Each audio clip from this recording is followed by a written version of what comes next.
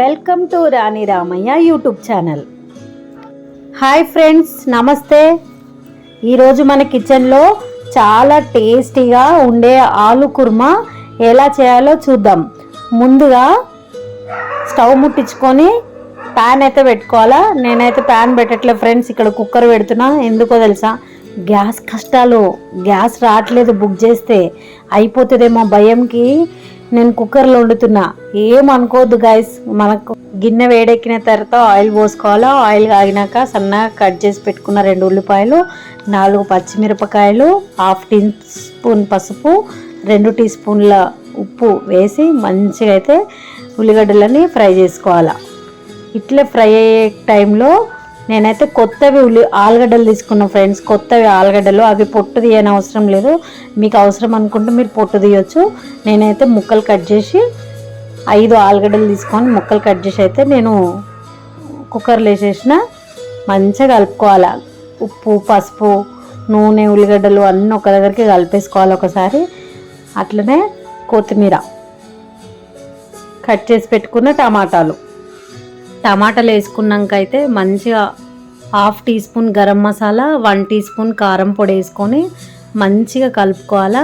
గరం మసాలా, కారము కలిసిపోయేలాగా మంచిగా కలుపుకొని 1/2 గ్లాస్ వాటర్ పోసి కుక్కర్లో 2 విజిల్లకు పెట్టుకోవాలా. 2 విజిల్లకు పెట్టుకొని స్టవ్ అయితే ఆపేసుకోవాలా. ఇది ఏ మాత్రం కష్టం లేదు, బ్యాచిలర్స్ కూడా ట్రై చేయొచ్చు.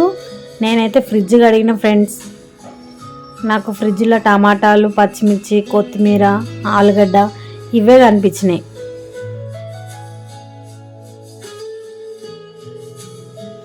అన్నీ వేసి కలుపుకున్న తర్వాత కుక్కర్లో 2 విజిల్లో పెట్టుకొని తీసుకోవాలి.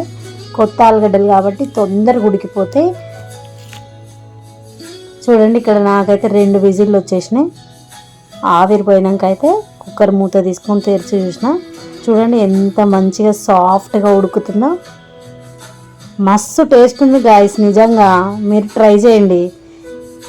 అది లేదు ఇది లేదు అని బాధపడే కంటే ఉన్న వాటితోనే తినొచ్చు. బయట చూస్తున్నాం కదా గాయస్, హోటల్ ఎట్లున్నాయో.